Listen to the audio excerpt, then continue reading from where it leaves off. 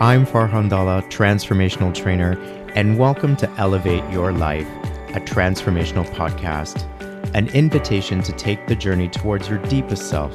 It is my intention to inspire you to connect, move, and meditate. We'll tap in, tune in, and dive in, and together learn and reflect from authentic, real, and transformative conversations.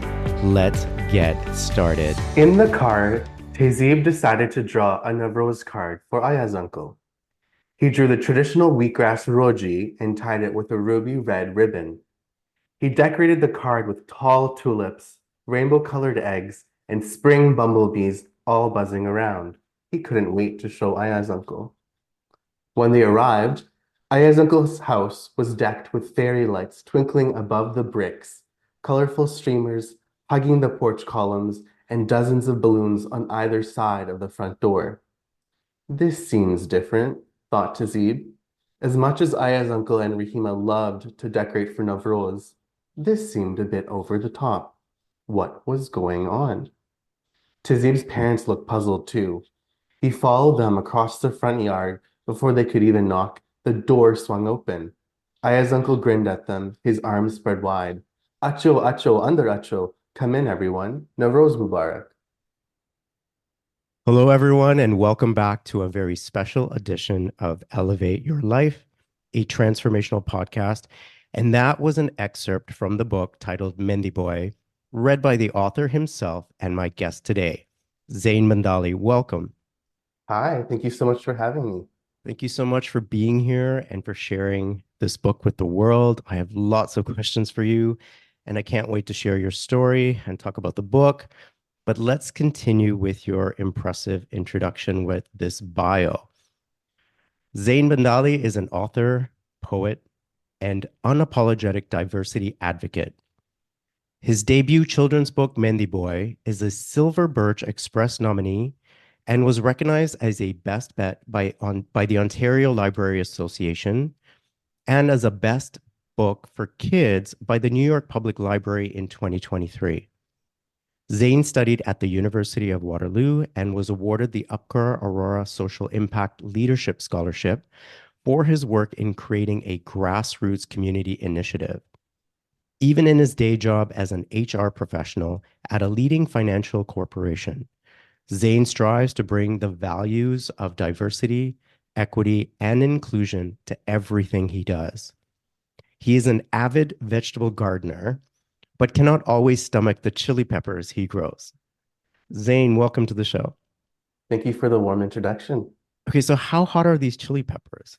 Oh man, so one year I grew a Carolina Reaper, which is like the hottest, I believe at that point it was the hottest in the world. And I think I used a portion of it in a salsa, and it was a really good salsa, but I've gifted, ghost peppers, which are, quite less in Scoville units to like aunties and uncles, and they've complained to me that like, Zain, like, what have you given us? Like, this ruined our kukupaka. I'm so sorry. Kukupaka is a Indo-African dish made of chicken, coconut cream, and eggs, I believe, right? Yeah, it's a really delicious, yummy curry. Okay, when I used to eat meat, I believe that the kukupaka was not spicy, so I can imagine to the dismay of your family members. They were that you shocked. They burned were their not tongue. expecting that at all. And I'm like, I'm Right, sorry, guys. I should have warned you, but right. And I personally am not a chili person. I can't handle hot, spicy food. So I'm somewhat of a boring, eater. And maybe I'm letting down my ancestors in that way. ancestors, yeah. But nonetheless, my stomach thanks me. So that's great.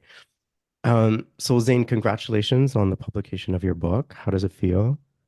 It's honestly surreal. It's something that I kind of dreamed about for a while and, always saw the publication date, but actually seeing it like, go to Eaton Center and I see it at the Indigo there, like it's honestly surreal having gone to schools now to actually read to kids and they Mhm. come up to you like, this was my favorite book. And you're just like, what? Okay, you read it? Amazing. And it's really amazing. And I'm so honored to have also received the Silver Birch Express nomination, which is Mhm. huge, one for like a debut novel, but number two is just like that truly shows that other folks to see the impact of what you've written. And I'm so deeply touched that I was, provided with a nomination. And who knows, maybe I'll win. We don't know. I'll find Yeah. out in May. But yeah, And based on the bio that I just read, impressive, by the way, thank you. um, you've always made an impact in some way, and that's always been a part of you. And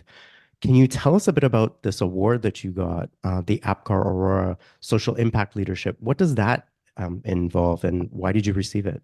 For sure, yeah. So this was during my time at the University of Waterloo. In around 2018, I actually founded an organization on campus called QT-POC-KW, or Queer Trans People of Color Kitchener-Waterloo. And in 2020, I was recognized with that award, essentially for starting this grassroots initiative. It was essentially started with the intention of filling the gaps of what mainstream LGBTQ plus organizations were doing on campus. And we thought that racialized students, specifically students who followed religion or, were from a racialized background, Black or Indigenous, or people of color, really didn't find a space in mainstream spaces on campus. Even though they were very established, we felt like our racialization really didn't have an effect. Our cultures didn't have, any semblance of seeing themselves being represented. And so I thought, why not? Why not create a group kind of similar to other groups that have existed and popped up? There's one in Guelph. There's a QT BIPOC Mississauga that's sprung up there.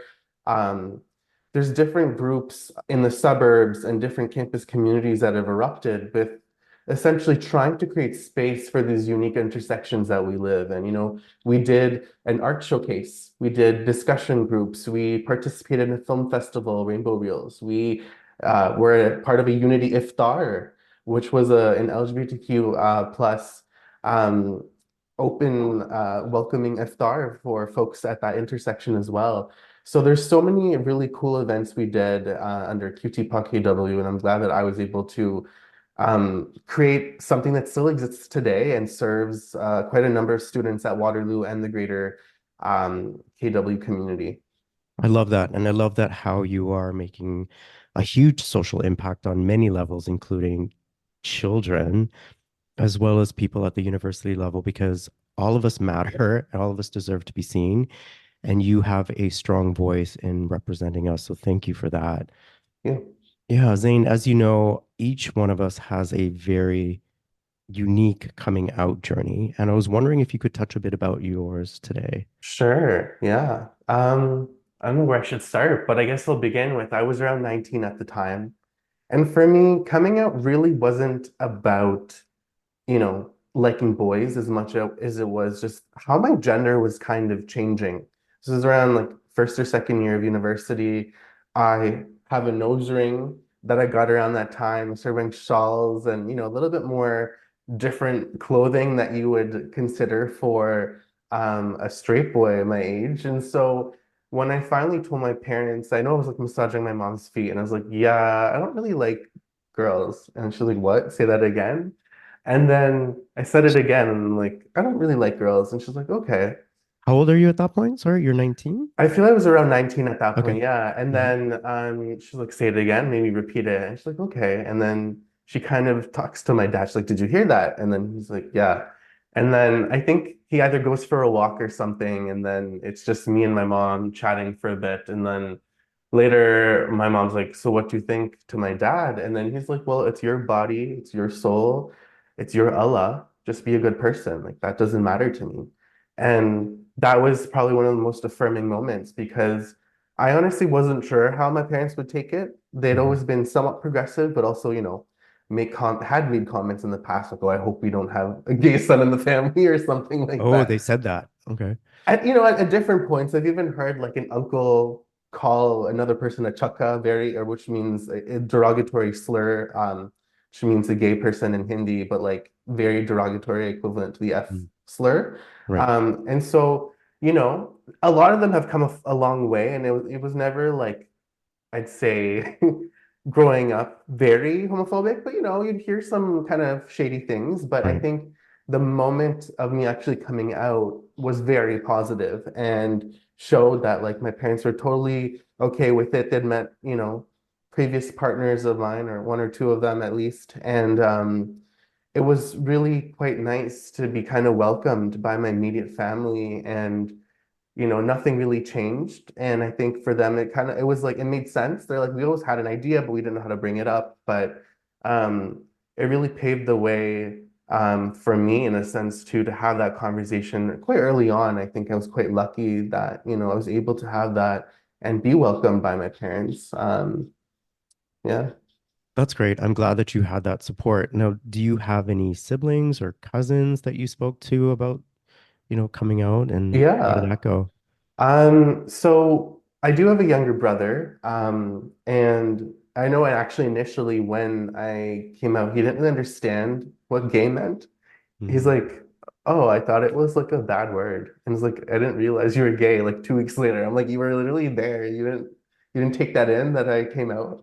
Obviously, that's not the case anymore, and I think he's kind of on his own journey too when it comes to all these things. And so I think we've kind of supported each other, and even other cousins, even with them much older than me, like in their 30s at the time, were like, yeah, like Zain, we're so proud of you. And very much later on even came out in a sense to me, sharing that they were bi, or were definitely had been in queer relationships before, but didn't really have the space to share that with me.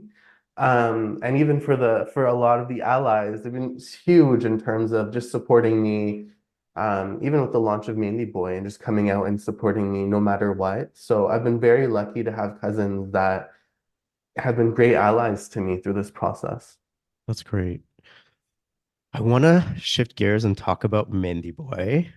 I have a copy right here, and it's great. I love the illustrations, um, and the story of Tazib. But why don't I give you an opportunity to tell us all about what this book is about? Who is it for, and why did you write it? For sure, yeah. So Tazib, like you said, is the main character.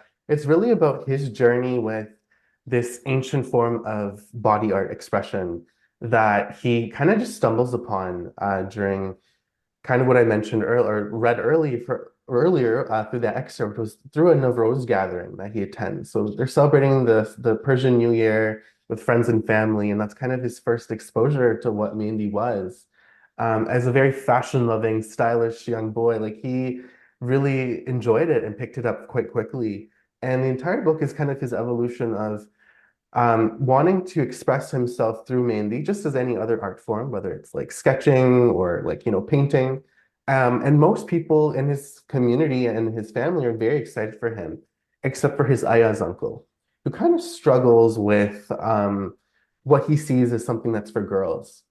And so that's kind of the main sort of plot development, or the issue in the story is how does he navigate this relationship with his favorite uncle, like, that he's now disappointing with his love for Mandy. And so kind of takes you through a lot of the Indo-Tanzanian Ismaili experience, the words in Kutchi, Gujarati, Swahili.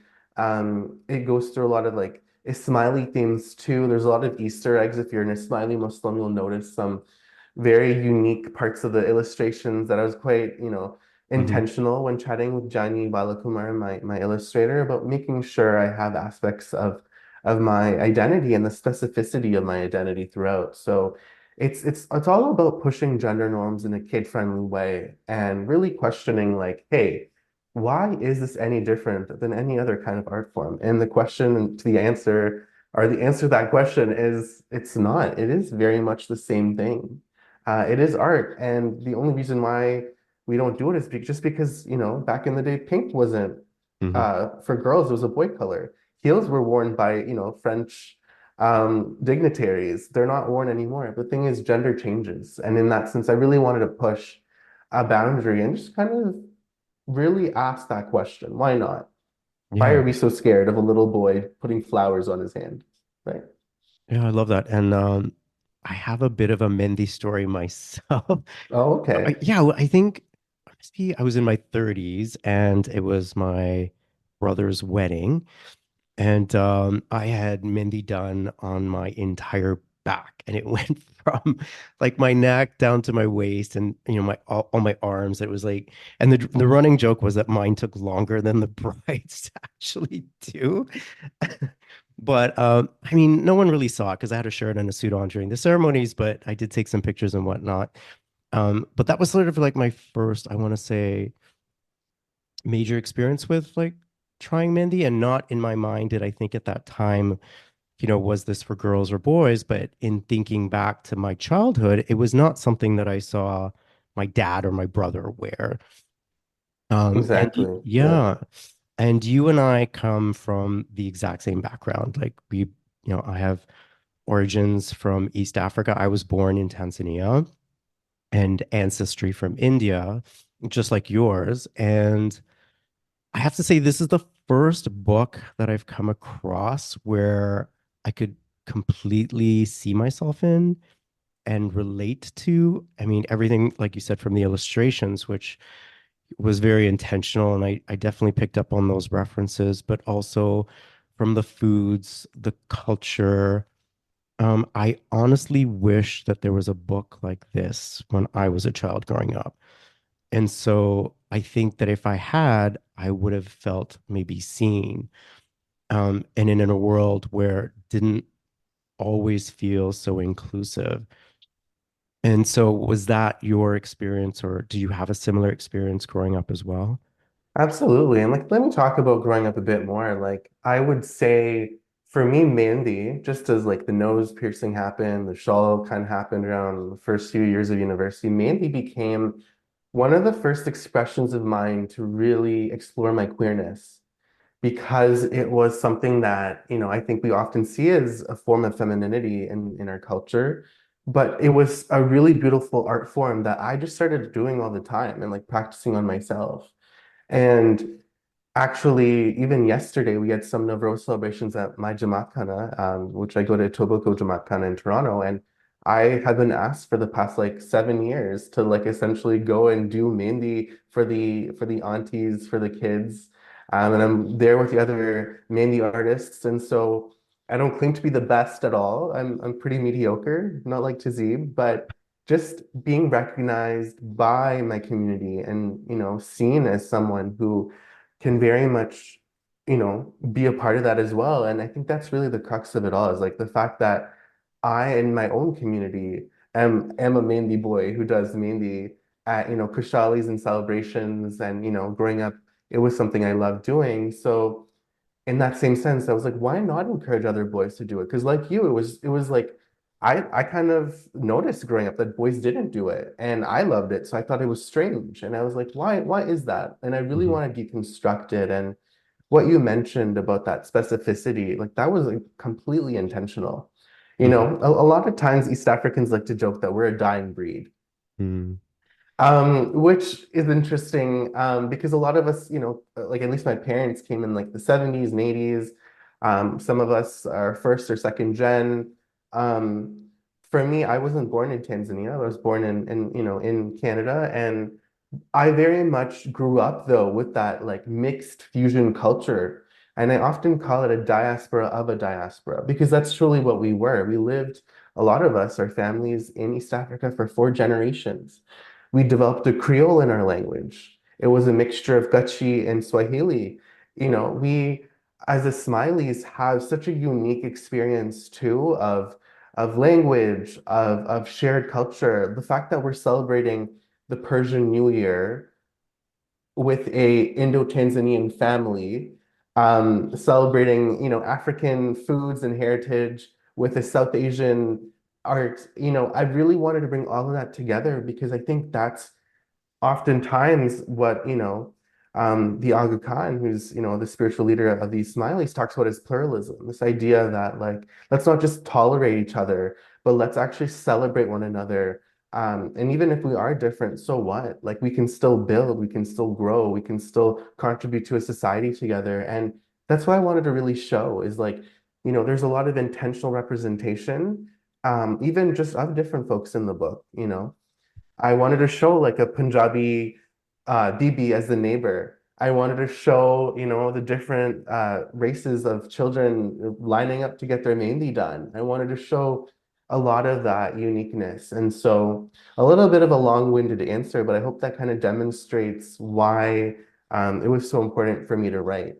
Yeah, and it feels to me that there's a tribute in your book towards our Mm, culture, like you said, to celebrate its uniqueness and the way that we've adapted, many cultures and created our own. And this story centers around, at the beginning, the celebration of Navroz, which you mentioned. And this week, we are, in fact, celebrating Navroz. It takes place on March 21st. And Navroz is a festival that marks the beginning of a new year. It is celebrated by Ismaili Muslims as well as Persians worldwide. It signifies a time of spiritual renewal, rejuvenation. It's a time for gratitude and blessings, and beginning our new year with the spirit of hope and optimism. What what does Navroz signify for you, and why did you particularly choose that holiday in this book?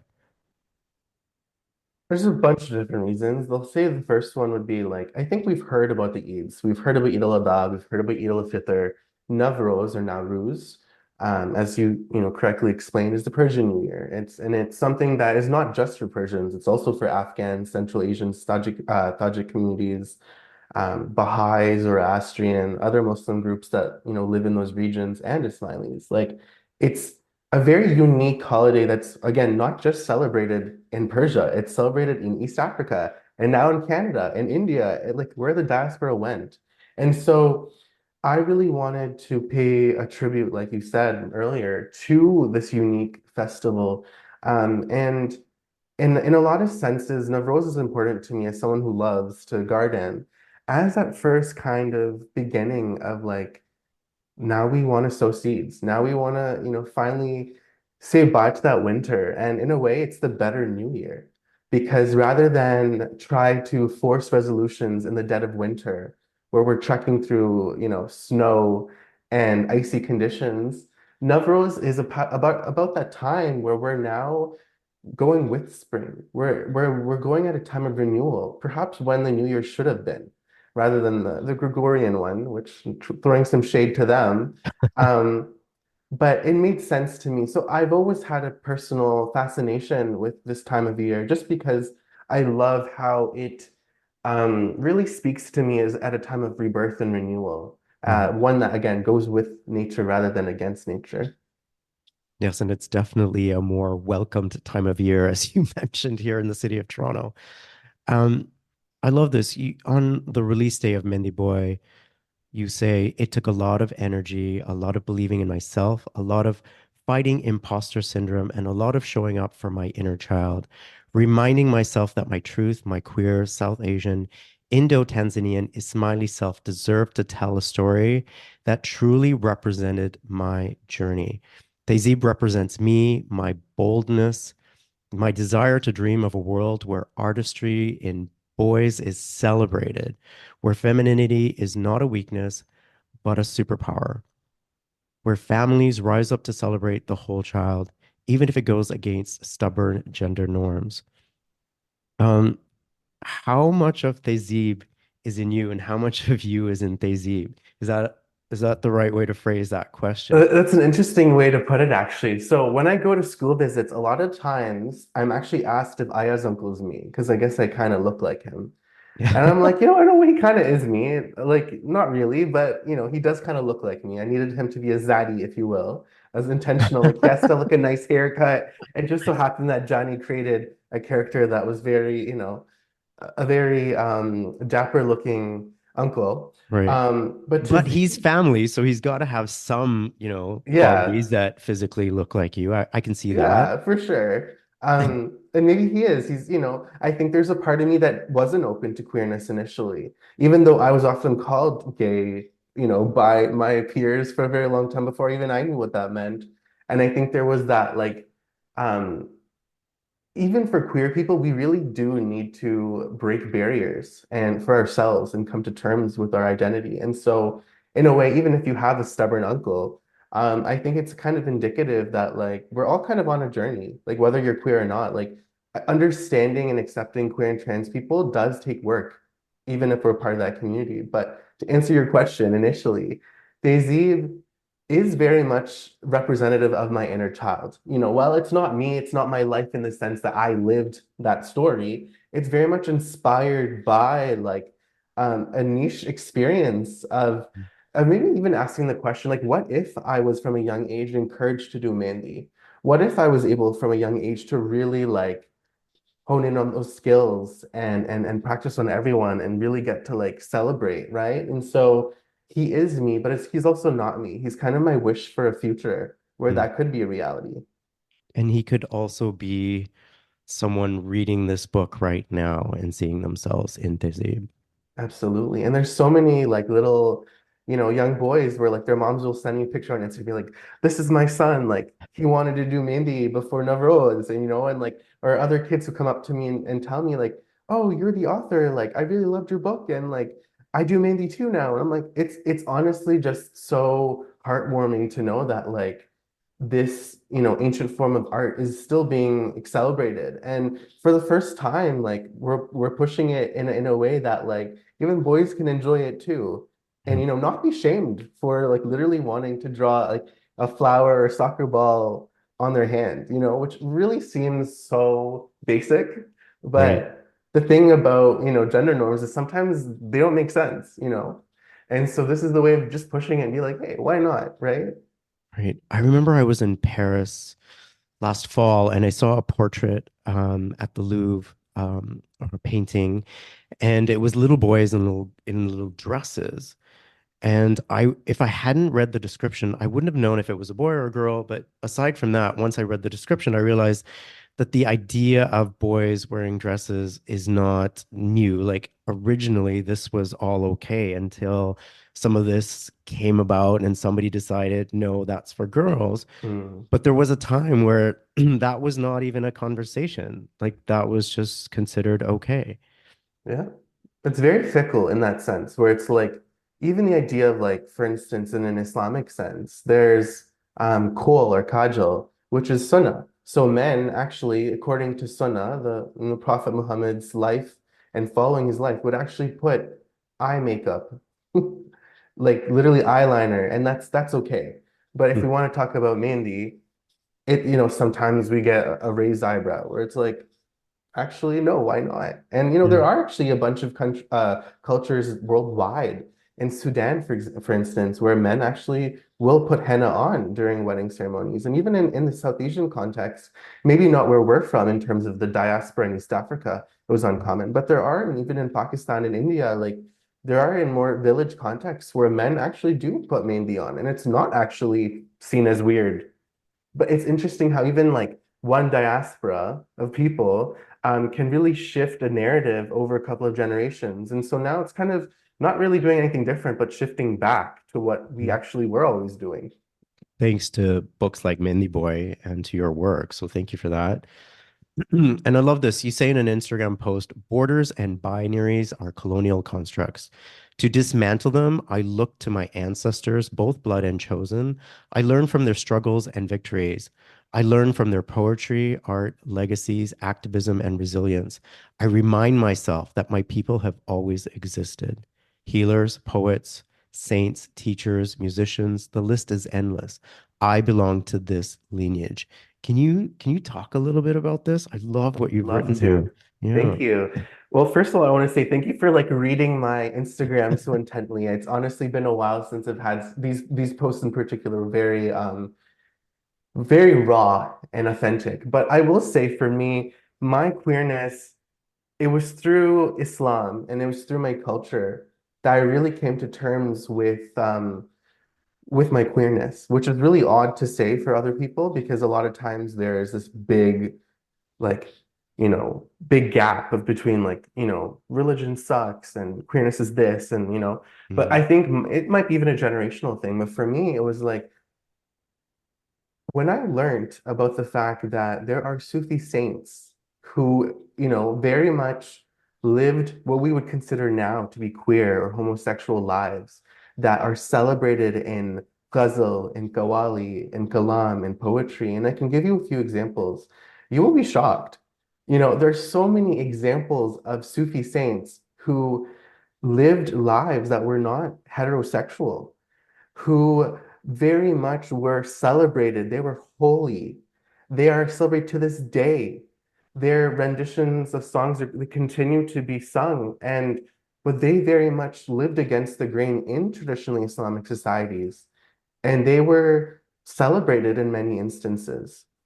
For instance, there's Shah Hussain, who's also known as Madhu Lal Hussain.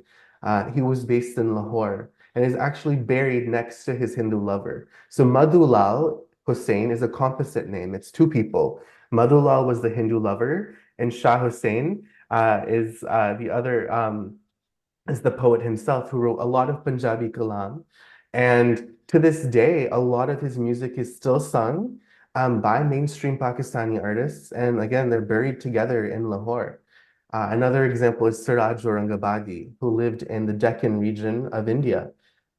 Siraj fell in love with a man and wrote a lot about love and ghazal and was actually one of the first to write ghazal in Urdu, which at that point was just written in Farsi. And to this day, he is sung, he's also a Chishti saint. So, he is a holy man who loved men and who to this day is sung by mainstream Qawwali artists, including like the Faridayaz Qawwal group, Abida Perveen, and recently Ali Sethi as well, who's popularized Khabare Tahayure Ishq, which is one of these very significant, beautiful ghazals on love. Um, and even if you want to look at Rumi and Shams, another example of what could be seen as whether you want to see it as solely spiritual, if you want to see it as solely queer, I don't really think we can truly know what that love was like. But again, two men, even in the context of third gender people, so trans, what we would maybe consider to be trans women today in the Indian subcontinent, also known as terms like hijra or khwaja sara. These trans women who might have been intersex, might have been even what we consider today's gay men. There is a continuum that exists between, these various forms of gender expression, but, they existed throughout history and served in many contexts as eunuchs in the courts of the Mughal rulers. They are extremely spiritual people as well, where they tie in a lot of Hindu and Muslim forms of worship into their own everyday existing. And so the thing about South Asia is we are a deeply spiritual people, even in the guise of queerness. And even if we want to look to the two-spirit siblings of ours that live on Turtle Island, they very much are healers and teachers and warriors even. And so I think when we want to understand queerness and decolonize it a bit, we need to look to our ancestors. And when I say blood or chosen, I personally don't know of queer ancestors in my own blood lineage. I'm not saying they didn't exist, but I didn't know them. But when I say chosen, I can say Siraj Aurangabadi, see him as this like Chishti Awliya or friend of God, or Shah Hussain, Madhulal Hussain, or these other figures like Rumi and Shams, and kind of hold on to them and be like, oh, they existed. These third gender, Quadrasara or Hijra women, people existed. They are celebrated in context, and also we're not celebrated because of colonization. Um, and so really understanding that like people like me did exist. We are not new. We're not some Western concept, like this rainbow flag is a very new concept. It doesn't mean that people like me didn't exist. And no, I don't need to give the West a trophy for, hashtag love is love. Like, I'm sorry, I don't need to. I can celebrate my queer Sufi awliya who've always existed, and really thank them and call to them in my times of distress and remembering that no, I have an authenticity. I have a reason to exist just as they did. Thank you for sharing that. Another one of the themes that really stands out in Mehndi Boy is the idea of being true to yourself. And Tehzeeb, your main character, is confused because his favorite uncle tells him Mehndi is for girls, and little Tehzeeb is conflicted because he loves Mehndi, but doesn't want to disappoint his uncle.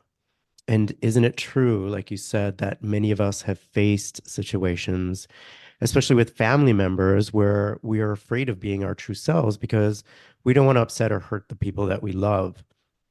What advice would you give to anyone who is afraid of being true to themselves because of their fear that it may upset or hurt a loved one?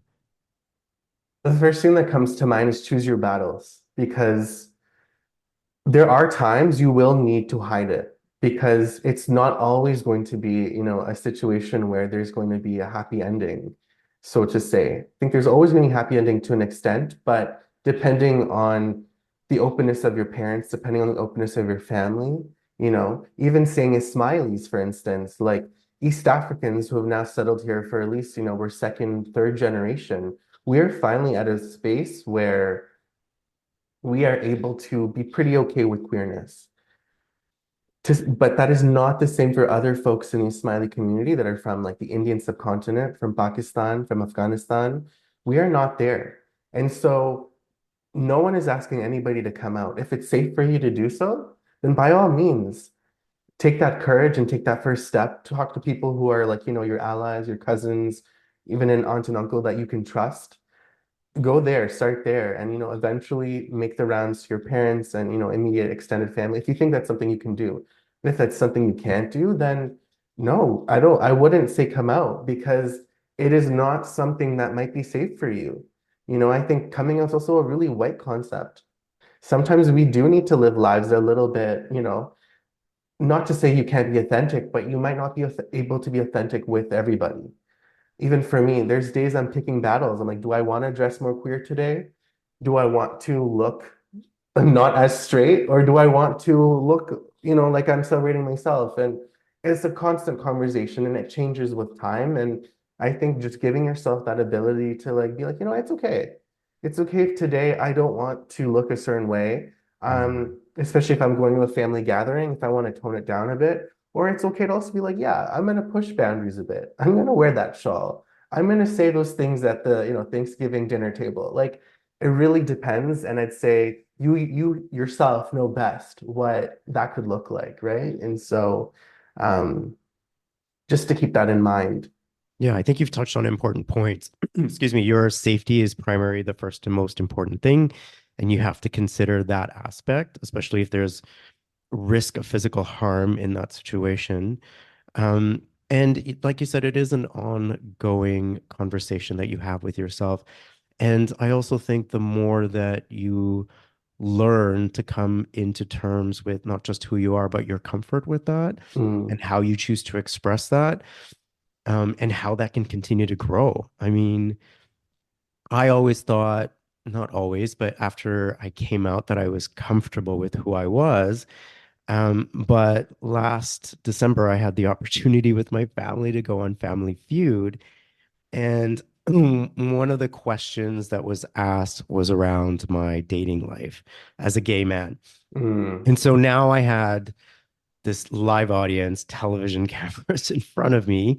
And it's not to say that I wasn't comfortable with who I was, but after that experience, I felt like I grew into myself a little bit more, even though I didn't think that was even possible. And so I'm seeing how that plays out with not just the way that I express myself verbally, but also non-verbally in the way that I dress, and just a greater degree of comfort, which I didn't even know I could get to.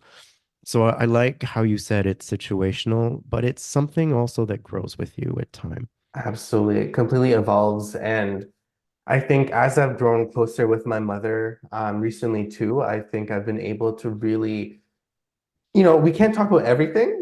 And I Right. wouldn't expect that ever because I wouldn't want that either because that would gross me out. But, I think I am happy that, we can get to a point where we're like, oh, that guy was cute. And then, Or Hmm. she'll like, unprovoked be like, oh, he was very cute. And I'm like, oh yeah, I know he was. Like we could do cute things like that.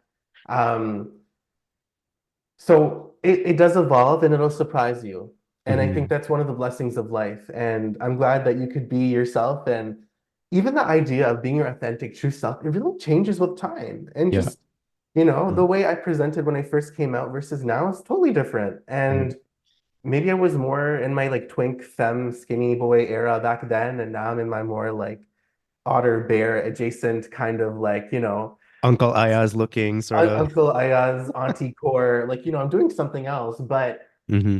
as long as you are just happy with whatever that is, that negotiation, and just like, you know what, I feel free. Like Yeah. as long as you feel free that you made a choice, I think that's the most important thing. That's where that happiness comes, right? Hmm. At the beginning of this series, I talked about my coming out journey. It was the first time I publicly told my story, and I found that really difficult. But after I did, um, it definitely felt good to have done that. And then, like I said, after Family Feud, that even increased my level of comfort. So life will present itself opportunities for you to step into your truth, and it's up to you to decide whether you want to say yes, but no one's going to judge you for it either way. Absolutely. And I think your book, Mehndi Boy, is very important and timely in our world today where, the conversation about book banning is on the rise. And we've seen a lot of this in the States, namely in Texas and Florida. But here in Canada, there have been conversations and attempts to ban or restrict books. The Toronto Star last November reported that the Waterloo Catholic District School Board was restricting access to 4 books with LGBTQ themes selected as part of a provincial program intended to engage elementary and secondary school students in reading a diverse range of books. And the CBC just this February reported that according to Canadian librarians, recent challenges primarily involve opposition to books that deal with sexuality, LGBTQ themes, or gender diversity. I mean, I understand this is creating conversation around these topics, but what are your thoughts in regards to the hopes that these conversations will lead to, not just as an author, but also as a member of the LGBTQ plus community? Yeah. I think these are important conversations to have because why are we even banning books in general? And there's actually a huge market, actually, surprisingly, for banned books. Uh, and what you mentioned too, actually relates to some fellow nominees of the Silver Birch Express and other forced to reading books, where they were shadow banned. And actually, Mehndi Boy could have been one of them, but surprisingly wasn't. Hmm. And I wonder, and I laugh many times about this. Um, why wasn't it? Because it's dealing with pushing gender norms, but maybe it's the racialization of it all that still enabled it to be in the hands of kids in that particular school board.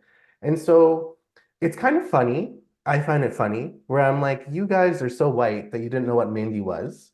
You didn't even find it an issue at Waterloo Catholic District School Board. All right, cool. Um, Which is and also where you went to university, like in that area in yeah, in Waterloo, that yeah. area. And so it is really interesting. And another question that pops into my mind is like, why are you even publicly funded? Which is an entirely different conversation altogether. Like, why is, a publicly funded institution able to ban books?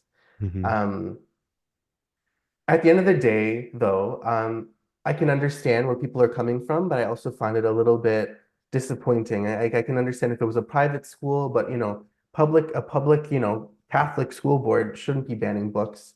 Doesn't really make sense to me.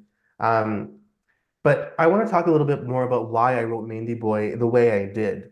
It's very palatable. It's very respectable. It's very it does something that is quite profound, but in a very, very, I don't know what word to use right now, but in a way that's very subtle. Um, there is obviously the entire fact that we're pushing gender norms, But I was very intentional with how it's being done, how it's being talked about, um, in the ways in which you could give this book even to a Catholic school board and they won't blink an eye. You could give it to more conservative parents and they wouldn't really see it as an issue because, I mean, some might, again, if they're with a South Asian background, they might be like, okay, this is kind of different. Um, but it was intentional that it was still honestly not as loud as other books are in terms of like again that hashtag love is love, rainbows, two boys kissing. Like it's not that. Not to say that those books shouldn't exist, because queer people exist and queer children exist and they should see themselves represented. But it was intentional about going about representation uniquely from the angle of gender. And I am an openly queer author. I've never hidden that fact, but I was intentional that the queerness that I'm portraying is not really queerness in a very loud sense, but queerness through gender. And queerness as it is not really about two boys being in a relationship with each other, but a little boy who just wants to do something as simple as do art on his hand, right? And when you break it down to that level, even a conservative, more traditional thinking parent is going to be like, yeah, that's true. Like, why is that an issue? And I think that was really my goal was to make it a book that could transcend barriers. You know, it's still going to, raise an eye, it has in certain ways, but it's still also subtle enough that it can transcend those borders. And if a child really gets a chance to have access to the book and it gets in their hands, then they can have conversations later on. You know what I mean? They can start Googling things, they can start looking into things, they can at least be like, oh, this is a little boy who likes to do art that, people made fun of him or, his uncle didn't really understand. It's for girls usually. And honestly, I do go to schools and I get told maybe 50% of the time, a little boy raises their hand and is really proud to be like, oh, um, this is for girls though. And I have an honest conversation. I talk about pink, I talk about high heels, and I'm like, yeah, boys used to wear them too. And they're like, oh, okay. And you can quite easily shift the narrative. And so that's what Mehndi Boy is really aiming to do. It's aiming to do it in a way where we're not really shaking foundations, so crazily. Again, not saying that those books shouldn't exist, but that wasn't the goal of this book. And I think it makes sense to do that kind of work, especially with the fact that I've been going to Jamaat Khanas for readings, where some other topics are still off the table, but I can still bring this narrative where I'm trying to shift, again, something very basic that maybe one day a child will have that know-how that people like him can exist. Even if we're not using other very politicized terms or other politicized symbology or symbolism. I don't know if symbology was the right word, but you know what I I mean? do understand what you're saying. And I think it's great. And I love the way that you feel like you've written this book just so fatter of Mac that it's just not like, I want to say loud in any way with your messages, but the messages are very clear. Hmm. And it can be loud too. It can Yeah. 100% be loud. And I know Hmm. I've definitely had like eyebrows raised where like, folks are like, can I please read your book first? Because again, if they have, you know, if they're really trying to make sure I'm not doing something that's so evil, or as they might think, and Right. then they find out, oh, there's nothing. Again, I don't use the term evil, um, but there's honestly a lot of prejudice too with me being a queer author that they just will make assumptions that I'm Hmm. trying to, maybe brainwash their kids. I'm like, yeah, I am trying to brainwash their kids to literally think that art is art. That's Right. really my goal at the end of the day. Um, this book is not going to make your kid gay, but if your kid is gay, I think it would really help your kid. You know what I mean? And Hmm. knowing that like a little boy shouldn't be shamed for, like I said, again, wanting a little flower on his hand, Hmm. because I think there's so much violence that toxic masculinity creates. And I think Hmm. that's what I'm also trying to tackle as well, is like when you're telling little boys, hey, that's for girls and that's for boys, you are damaging children. You are damaging a child when you're telling them they can't do something and telling them only another gender can do something. You're telling them that there's something wrong with them even wanting to experiment, or you're telling them that there's something that's inherently different. And I think that's very troublesome, right? Mhm. And it can be very confusing because if you've ever been to the baby section of a store and you're shopping for clothes, it's very designated what is meant for a boy and what is meant for a girl. Mm, And so the idea of colors, it's, very distinct. There's not sort of this neutralization of what can a boy wear and what a girl wear. And so I feel like it's taught from such a very young age and then just sort of reinforced in other ways in schools and with parents and yeah. whatnot. So it can be challenging. But with books like this, at least there's conversations being had and sort of deconstructing, those ideologies. And like you said, what's the big deal with, a Yeah. little boy wanting a flower on his hand, or if he wants to wear pink, or if he wants to wear a dress? Like, so what? Like, why are we fighting? Why are we, continuing this violence, especially against boys? Because then they grow up to be men who have, like, again, intense amounts of like toxic masculinity. They Hmm. become violent where they might be abusive and aggressive to women. Like, I'm not saying, this book is going to solve all that, but what I'm trying to say is like when we create an environment where things are for boys, they need to like cars, they need to like blue, girls need to be blah blah blah. Like then we create even later on in life this idea that like, you know, men need to act a certain way. And I'm sure you as, a gay man and me as a queer person that like we've also needed to play into that too for survival to an extent, but Hmm. it doesn't really serve anybody. It is Hmm. just continuing cycles of violence. And that's not cool. But we could just create softer boys or hone in that femininity in boys, or not even femininity, but the artistry. Hmm. And just saying like, hey, you're a kid, you're a child. Let's accept you for who you are. If this is your art form that's preferred, let's do it. Yeah, and let's not And label it as this is for no, girls or this is for boys. exactly. Hmm. And let's not label, this book is inherently queer either. I think that's not fair either, because I think ultimately it's not, you know? Yeah, So, there's no mention of that in the book. no, Hmm. yeah, Um, Zane, what was it like to share this book with your parents? And I understand, and I'm very sorry to hear that your father unexpectedly transitioned, but I do believe from what you wrote in a post that you had an opportunity to share it with him before he transitioned and with your mom. I always say the word transition because I honestly believe no one actually ever dies, mhm, that our relationship with them continues, and that death is just the beginning of a new relationship with our departed loved ones on the other side. So coming back to my question, what was it like to share the book with your parents and what was their reaction? absolutely. Before I even share that, I will say that interestingly enough, this Nowruz will be 10 months to the day my dad unexpectedly passed away last year. So it's been a very rough ride because again, it was unexpected, it was not something we saw coming.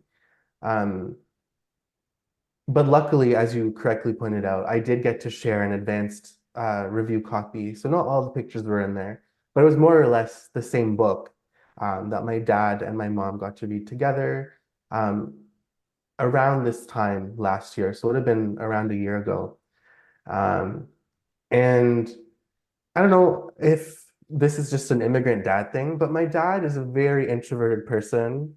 Um, he never necessarily shared that like he was proud of me specifically in those words, Mhm. but I think he definitely was when he got to when my mom read it out to him, and I think he was proud of the stuff that I did. And I remember even if it was like me singing a Ganan, which is like a hymn at the Ismaili Jamaat Khana, and people would come up to him and say, "Oh, Zain did a great job." He was always keen on being like, "Make sure you go and tell him yourself." Like that was really important for him. And he was a huge supporter of mine as well, in the sense that he was a very hardworking, supportive father. And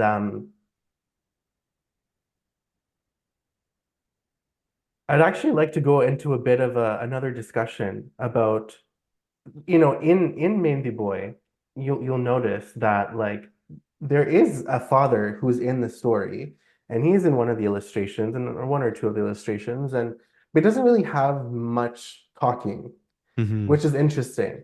And I think initially I wrote it maybe with some anger, because I think I've always struggled with my relationship with my father in the sense that like he always loved us. But again, brown men don't really know how to say they love you. And I That's think that true. was hard. I'm a Hmm. Cancer, I'm emotional, I'm sensitive. Hmm. Hearing, words of affirmation is definitely that love language of mine. And so I Hmm. initially was like, you know what? Like the dad in this story too is not really gonna have a big part of it. But in doing so, the entire story is still about a fatherly love, but from the uncle. Aya's uncle then becomes this focus for Tehzeeb of being a favorite uncle, but it's still very much this like older father-like figure, and I think ultimately is a relationship with a father figure with a young boy. So even though we're calling him an uncle, it's very much still a relationship that a young boy has with his dad. Hmm. And so even for me writing this, it didn't dawn onto me until much later on. I'm like, oh, Zain, you still wrote a book that was basically about a little boy and his dad, or his uncle for that matter. And, you know, semantics aside, it's still about that relationship. And so while it has been a really hard, 10 months almost, in a couple of days till the 21st of March, Um, I know my dad is, like you said, is transitioned to, be a part of the universal soul, like very much has returned to the creator and part of that spark that is in all of us. He is now with us. And just as your family members that might have passed are still with us and with you. So I think there is pride. I think there's just sometimes you don't have the language to express because of generations where that wasn't the thing. Hmm. The love was shown through like cut up pears and apples that were brought to your room. The love was shown by, doing your laundry. The Hmm. love was shown by like helping start your car before you need to venture out in a blizzard. The love was shown by making sure you never had to pump gas. And I had to learn how to do that once he passed away. And the love was shown through really um, enabling your child to be queer and loving them. And my younger brother, who had a much closer relationship with my dad than I, is very, very queer in his own way. Has long hair, wears a lot of feminine clothes. He like even before just a couple of weeks before my dad passed, was joking. He's like, you know what, Keon, like what if, you just change your name to Kiana and, you be a girl? Like it made a kind of a joke like that with him and like, change your name to Kiana. Like so what? Like kind of was very much like being like, just do you, like who cares? And I love that my dad had two queer kids and loved us so deeply. And his legacy continues with us to this day. There's not a day I don't remember him, and there's not a day that I don't think of that. He's still with us, and he's still very much interceding in many senses for us. And I even think about another cousin that I lost 40 days after my dad, 42 days after my dad, Shirzana Mita, who passed away after having 5 extra years with a double lung transplant. Hmm. Um, Amazing soul who fought super hard and made such a lasting impact on me and my family. And I think about these people, and sometimes in my time of need, just how I would call upon Allah or Hazrat Ali as an intercessor. I often do call upon these Ruhani or these departed souls in the Ismaili tradition and pray for them Hmm. because they now have returned. They are now a part of that universal soul or intellect that, they've gone back to their creator. They've gone back to that merciful aura, that energy that we all once came from. And Hmm. so They are proud of me. And even though they both unfortunately could not be there for the launch, I know Shirzana ordered the book. I know she ordered it from Amazon, and her last words to me on Instagram were that she loved me. And a couple of days later, her health actually went really down around my birthday time. And then I think by, Canada Day, the day after, she passed. And so, even though we were dealing with so much loss and grief and it's been hard, knowing that I have people in another realm who are rooting for me, who love me, who I was honestly able to meet in this life. Mhm. And also dealing with like literally I'm gonna use the word fuckery, if that's okay, That's okay. of dealing with all the gender norms that come out at times of funerals. Instantly I'm being told, oh, you're the man of the family. And I'm like, I don't even identify as a man half the time. I'm like a non-binary person, Hmm. like this idea that like I'm barely like even scratching the surface sometimes, and you guys are telling me I'm the man of the house.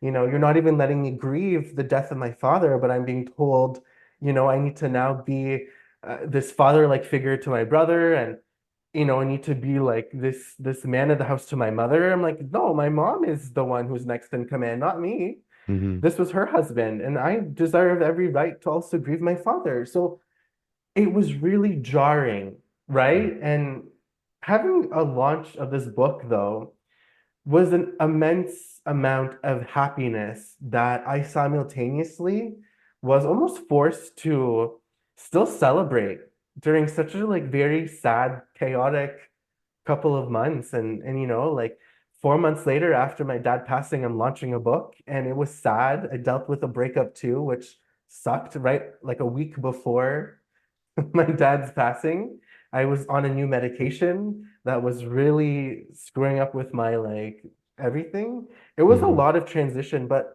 my friends came together. My friends came to support me. They came to make masala chai. They picked up samosas. They made a cake for me. They did the mehndi at my launch at a different book list. They did so many incredible things for me. They came out, 40, 50 well-wishers, some of them family, extended family, friends. So many beautiful souls came out to support me. And I'm so confident that a lot of this is because of the intercession of my beloved family members who have passed on and transitioned to that new evolution of their existence. And one day I will join them too. Hmm. And I'm a deeply spiritual person. And so this question was a hard one, but I hope that kind of does justice um, to your question. Yeah, I mean, thank you for sharing that and for your vulnerability. I can relate to the grief journey, and I can only share my experience thus far. And it feels like it will be a lifelong journey. And there are moments where you could grieve and laugh, and there's moments where you can grieve and cry, and there's moments where you can grieve and celebrate, and all of that is normal. And there is just absolutely no right way to grieve. Your experience will be unique to yours, and you can express it any way that you feel you need to. And having the type of friends that you do that can hold space for you and just support you through a grief wave or a celebration is really important. So, leaning on people when you need to and sharing your story, because I know it'll help with others as you're so good at. And I really appreciate what you just said. So, thank you. Thank you. Zane, your book has had some incredible praises. And to shift gears, one which came from a singer that you mentioned named Ali Sethi. And he says, Mehndi Boy feels warmly familiar and highly original at the same time. I was totally charmed by it. What was it like to read that comment, especially coming from someone who I can see from your Instagram that you certainly appreciate as an artist, his artistry, and just from the things that you said about him in today's episode. Of course.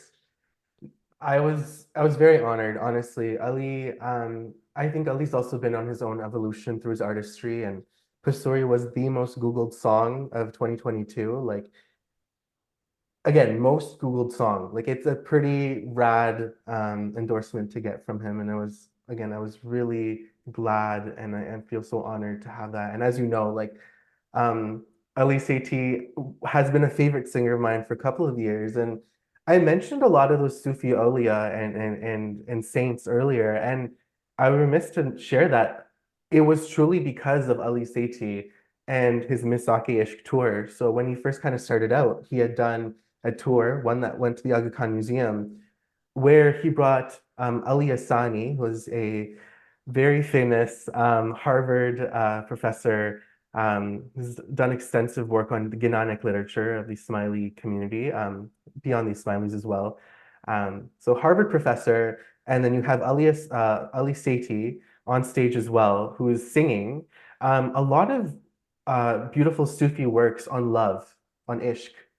Um, and there was so much intentionality behind who he sang, what he sang, and Ali Asani was able to then provide context on who was brought on stage. And when I tell you, this was like a life-changing day for me. It was a life-changing day for me because at that point, I really had just begun my journey into my queerness. But when I learned about Suraj Aurangabadi, when I learned about Shah Hussain through Ali Sethi's work and through him being on stage and like really platforming these specific figures from South Asian history, I was in shock. And it really was the catalyst for me in many ways to, one, connect with myself and really learn about who these figures were, do my own research, but then really come to terms with my queerness. Again, moving away from the narrative that it's something Western, it's something brand new, that the rainbow-colored flag people are out to get you and brainwash your kids and Mhm. you know um and again we have to think really like white capitalistic the gays for that and homo pink nationalism for that, but we have so many traditions within our own cultures that are queer, if we want to use that term, even though it's not the best term to use, but that were against the grain, that were not your stereotypical heterosexual relationships, that expressed gender and played with gender. And so Ali Sethi honestly was and is a huge inspiration, and I'm honored to like made his,